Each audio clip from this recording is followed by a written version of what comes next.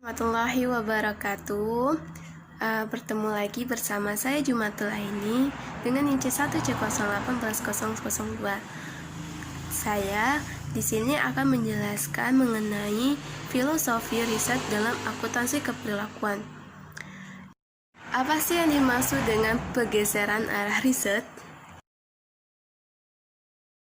Selanjutnya yaitu filosofi paradigma metodologi riset. Ada beberapa asumsi yang dikemukakan oleh Moran dan Morgan. Yang pertama yaitu ontologi, ada epistemologi, ada hakikat manusia, dan ada metodologi.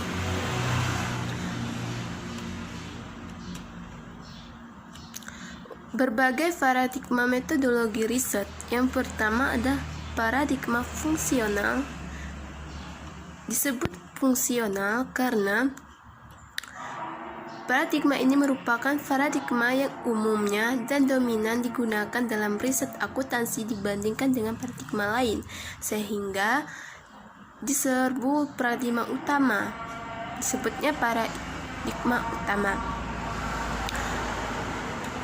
Yang kedua, itu ada namanya paradigma interpretatif atau pendekatan alternatif. Ini berasal dari filsuf Jerman yang menitikberatkan pada peran bahasa.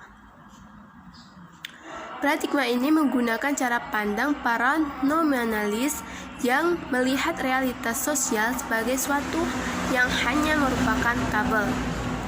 Yang ketiga itu paradigma struktur radikal, yaitu kesamaan dengan fungsionalis yang mengasumsi bahwa sistem sosial mempunyai keberadaan ontologi yang konkret dan nyata. Tiga yaitu paradigma humanis radikal. Interaksi sosial dalam dunia kehidupan dibagi menjadi dua kelompok dalam paradigma humanis radikal. Yang pertama yaitu interaksi yang mengikuti kebutuhan sosial alami, misalnya kebutuhan akan sistem informasi manajemen. Yang kedua yaitu interaksi yang dipengaruhi oleh mekanisme sistem, misalnya pemilihan sistem yang akan dipakai pada konsultan yang diminta untuk merencanakan sistem buka, merupakan interaksi sosial yang alami karena sudah mempertimbangkan berbagai kepentingan yang ada.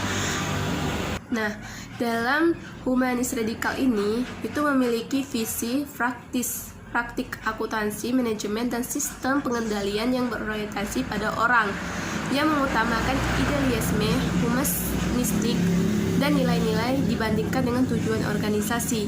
Nah, di sini lebih menekankan pada karakteristik para pekerjanya dibandingkan dengan tujuan organisasinya. Jadi, argumentasi teoritis dalam paradigma humanis ini radikal dikemukakan oleh Lauhin yang sejak tahun 1987-an.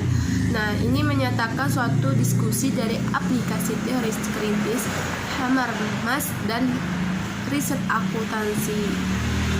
Baiklah, selanjutnya yaitu mengenai paradigma postmodernisme, menyajikan suatu wacana yang sedang muncul yang meletakkan dirinya di luar paradigma modern. Bahkan dapat dikatakan bahwa paradigma postmodernisme ini merupakan opsisi dari paradigma modern.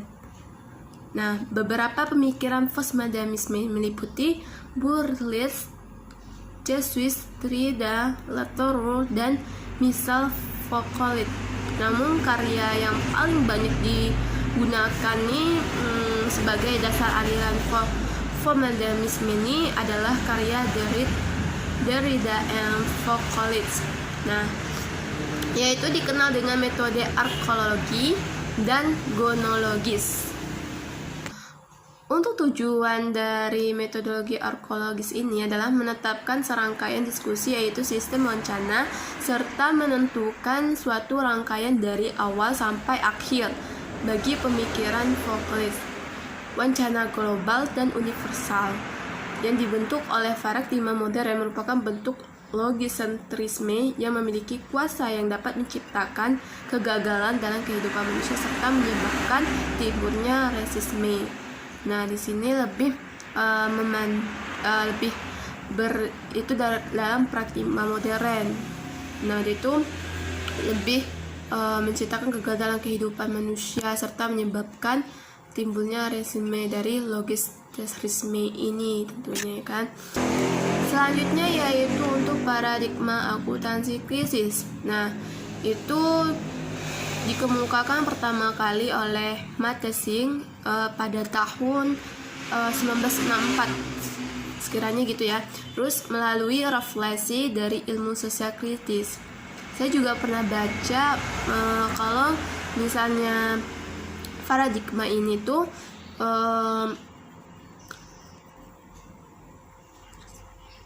ini nih bertentangan dengan masalah keterasingan, melainkan dengan proses teknik penilaian, di mana penilaian didefinisikan sebagai nilai objektif yang didasarkan pada konsep ekonomi marginalis. Ini berdasarkan prinsip akuntansi tradisional ya.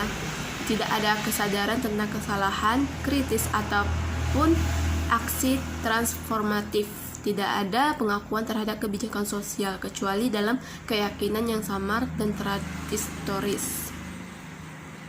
Nah, itulah kelima dari paradigma yang sudah saya jelaskan. Sekarang saya akan menjelaskan mengenai peluang riset akuntansi keperlakuan pada lingkungan akuntansi. Bicara tentang peluang riset akuntansi keperlakuan, maka dalam lingkup peluang akuntansi maka akan berpotensi subbidang dan implikasi untuk subbidang akuntansi itu sendiri karena jadi kita membicarakan akuntansi maka kita akan membicarakan subbidang dalam akuntansi itu. Nah, dan sekarang kita akan membicarakan riset akuntansi keperilakuan, peluang riset akuntansi keperilakuan. Nah, untuk yang pertama itu ada audit.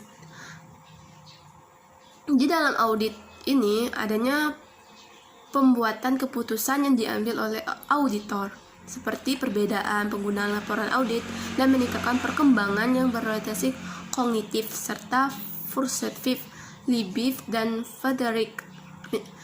Menurut Libby and Frederick ini pada tahun 1990 menjelaskan pentingnya pemahaman mengenai bagaimana variabel-variabel psikologi seperti pembelajaran, pengetahuan faktual dan prosedural serta pengaruh memori dalam pembuatan keputusan. Pencerminan dalam riset terakhir dan riset memandang fokus terhadap tiga aspek. Yang pertama yaitu ada karakteristik pengetahuan yang dihubungkan dengan pengalaman. Terus yang ketiga ada pengujian atas bagaimana pengetahuan berinteraksi dan dengan variabel organisasional atau lingkungan. Terus yang ketiga ada pengujian pengaruh kinerja terhadap pengetahuan yang berbeda. Untuk sub yang kedua yaitu mengenai akuntansi keuangan. Nah, kita tahu bahwa pentingnya riset akuntansi keuangan yang berbasis pasar modal dibandingkan dengan audit menunjukkan kurangnya kuat permintaan eksternal terhadap riset akuntansi keperlakuan. Dalam bidang keuangan ini, hal itu dijadikan alasan untuk tidak melakukan diskusi yang lebih lanjut.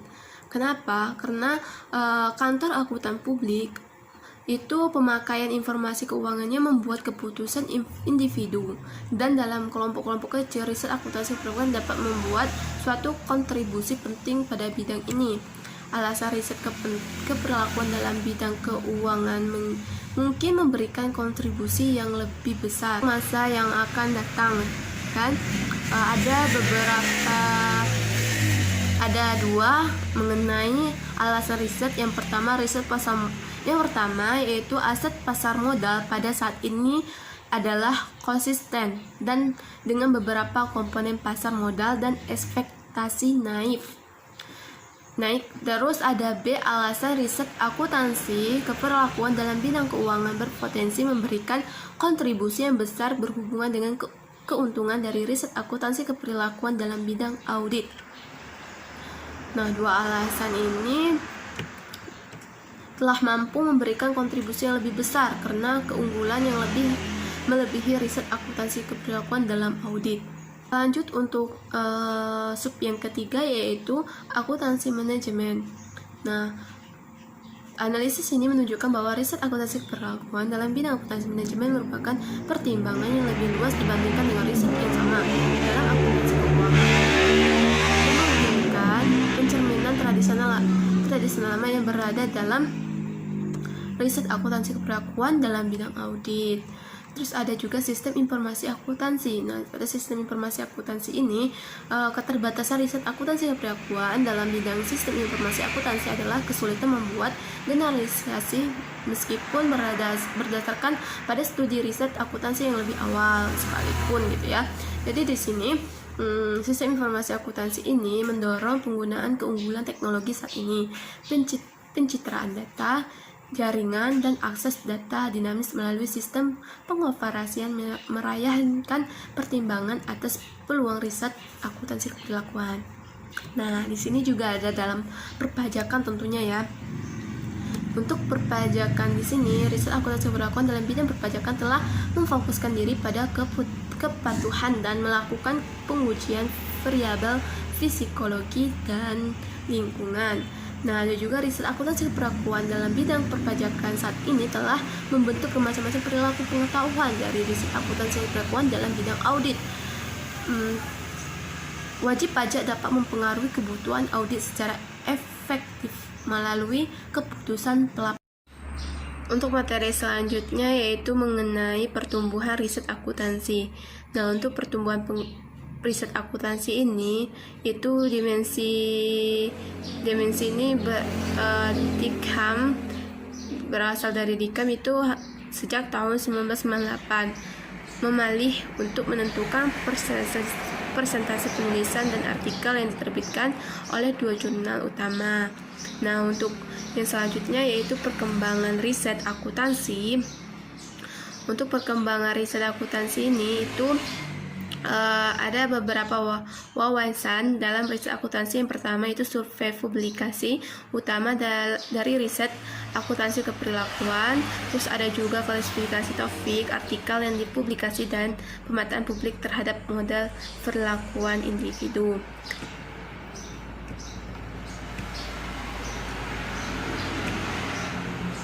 Nah, itulah penjelasan dari saya selaku pemateri hari ini.